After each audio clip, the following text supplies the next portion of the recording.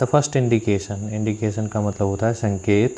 Impending का मतलब होता है कमिंग यानी आने वाला। डिजास्टर का मतलब होता है आपदा या विपदा। तो जो विपदा का पहला जो संकेत था, आने वाली जो विपदा का पहला संकेत था, केम आया एट अबाउट 6 PM शाम को 6 बजे। With an ominous silence, ominous का मतलब होता है अपशगुन, अपशगुन का मतलब होता है something bad is going to happen, कुछ बुरा होने वाला है, तो उसको हम कहते हैं ओमिनस। साइलेंस का मतलब होता है चुप्पी, यानी कि थोड़ी देर सब कुछ शांत हो गया, लेकिन उस शांति के बाद जो परेशानी आई, जो विपदा आई, तो जो वो कितने बजे आई, वो 6 बजे आई। The wind dropped, wind drop means जो हवा की जो स्पीड थी वो ड्रॉप हो गई यानी कि कम हो गई। And the sky immediately grew dark, और जो आसमान था, इमीडिएटली का मतलब है अचानक ही, तुरंत ही। ग्रू का सेकंड फॉर्म गुरु, इसका उच्चारण देख लेंगे, गुरु। डार्क का मतलब अंधेरा, तो आसमान में अचानक ही अंधेरा छा गया। देन तब केम ए ग्रोइंग रोर, ग्रो का मतलब है बढ़ना, ऊपर की तरफ बढ़ना, आगे की ओर बढ़ना। ग्रोइंग रोर का मतलब है दहाड़। Then came a growing roar, तो उसके बाद जो है एक जो है बढ़ती हुई दहाड़ सुनाई दी, जैसे कि पानी की दहाड़ आती है जो बहुत तेज़ी से उछलता है, जो उसमें बहुत स्पीड होती है। एंड और an enormous cloud toward apt up the ship. An enormous का मतलब होता है ह्यूज, बिग, वेरी बिग। विशाल, क्लाउड मीन्स बादल, टावर्ड मीन्स वो टावर की तरह खड़ा हुआ, जैसे टावर होता है काफ़ी ऊंचा, तो एक इनॉर्मस, एक जो है बड़ा ह्यूज क्लाउड जो है आफ्ट ऑफ द शिप। आफ्ट का मतलब होता है back side, of the ship, तो शिप की बैक साइड में जो है एक जो है पानी की लहरों का जो है बड़ा सा क्लाउड, बड़ा सा बादल जो है उठ खड़ा हुआ। चित्र से समझ लेंगे आफ्ट कौन सा पार्ट होता है। आप यहाँ पर देख रहे हैं चित्र में, इस पार्ट में आप यहाँ देख रहे हैं लिखा हुआ है आफ्ट और स्टर्न, तो या तो इस पार्ट को स्टर्न कहा जाता है या तो आफ्ट कहा जाता है। तो यानी कि शिप का जो बैक साइड वाला भाग होता है उसे आफ्ट या स्टर्न कहा जाता है। तो शिप के पीछे से एक बड़ा सा जो है पानी का जो टावर की तरह जो है एक क्लाउड के रूप में शिप के पीछे से उठा। विद हॉरर, हॉरर का मतलब होता है भय। आई रियलाइज्ड, मैंने महसूस किया, that it was not a cloud, कि यह एक बादल नहीं था, एक क्लाउड नहीं था, but a wave like no other I had ever seen. But a wave like means पानी की तरंग की तरह, no other I had ever seen मैंने कभी देखा था। तो वो बल्कि वो बादल नहीं था जिसको बादल समझ रहा था, वो बादल नहीं बल्कि पानी की एक लहर थी जो कि इतनी विशाल थी कि जो बादल जैसी लग रही थी, और वो उसने कभी भी जो है पहले कभी अपने जीवन में नहीं देखी थी। It appeared perfectly vertical and almost twice the height of the other waves. It appear का मतलब है प्रस्तुत होना या प्रकट होना। परफेक्टली वर्टिकल, वर्टिकल का मतलब होता है ऊर्ध्वाधर। जैसे आप इन दो लाइन को देखें तो इसमें ये वाली जो लाइन है ये हॉरिजॉन्टल है और ये वाली जो लाइन है ये है वर्टिकल। तो वर्टिकल का मतलब होता है ऊर्ध्वाधर।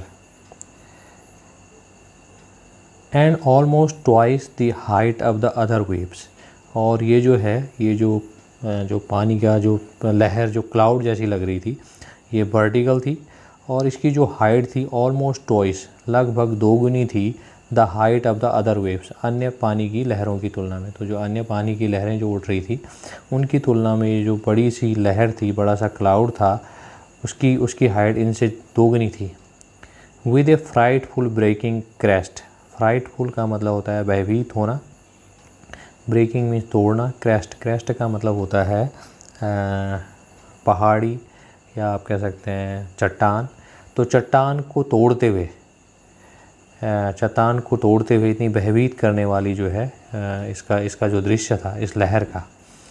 तो नैरेटर कह रहा है कि 6 बजे के करीब जो है उन पे जो है आपदा आई, और ये आपदा जो है एक पानी की लहर के रूप में, काफ़ी जो इनॉर्मस, काफ़ी उसकी हाइट बहुत ज़्यादा थी, उस रूप में आई, और इसकी हाइट जो है बहुत ज़्यादा थी, यानी कि जो अन्य लहरें इसके साथ उठ रही थी उसकी तुलना में इसकी हाइट दोगुनी थी।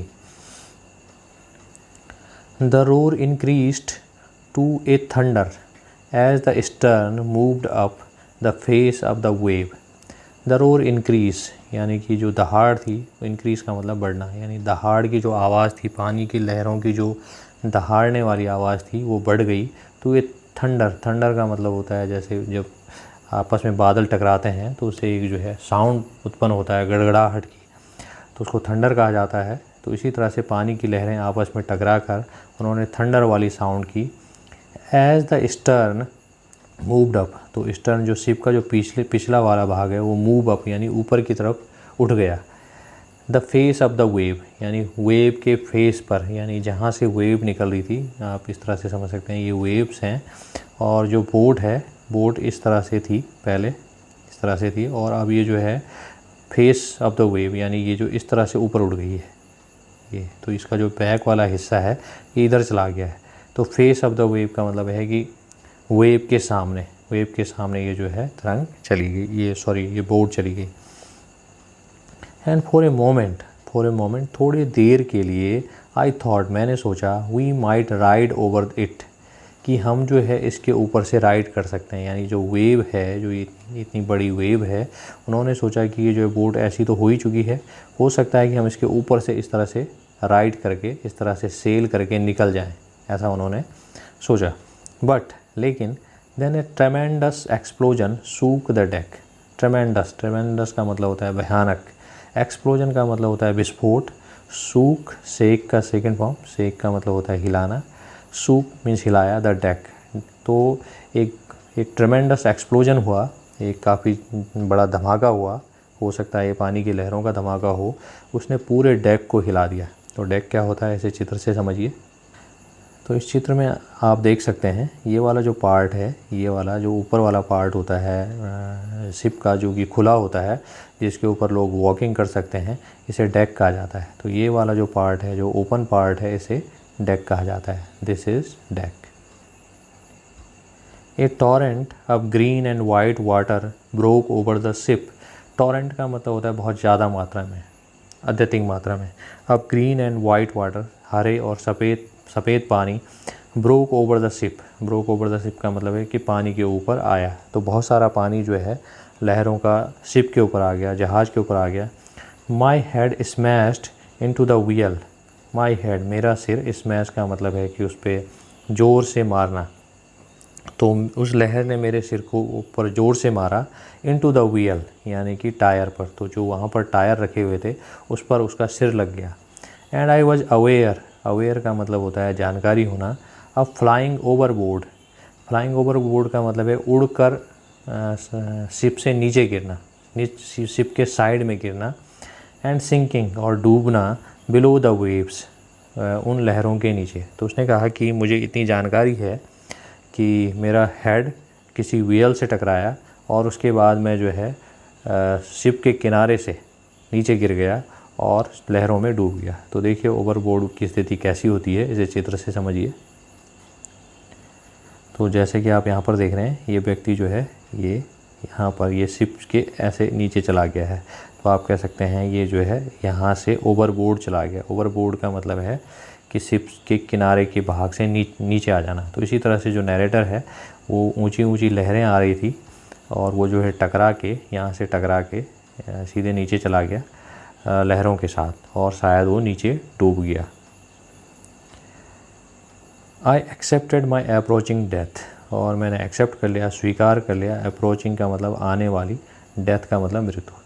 तो नैरेटर कह रहा है कि उस समय मुझे ऐसा लगा कि अब मैं मरने ही वाला हूँ और मैंने जो है इस स्थिति को स्वीकार कर लिया। I accepted my approaching death. And as I was losing consciousness, consciousness का मतलब होता है चेतना, होश। तो जैसे कि मैं अपने होश खो रहा था, आई फेल्ट क्वाइट पीसफुल, और मैंने जो है क्वाइट, बिल्कुल शांति महसूस की।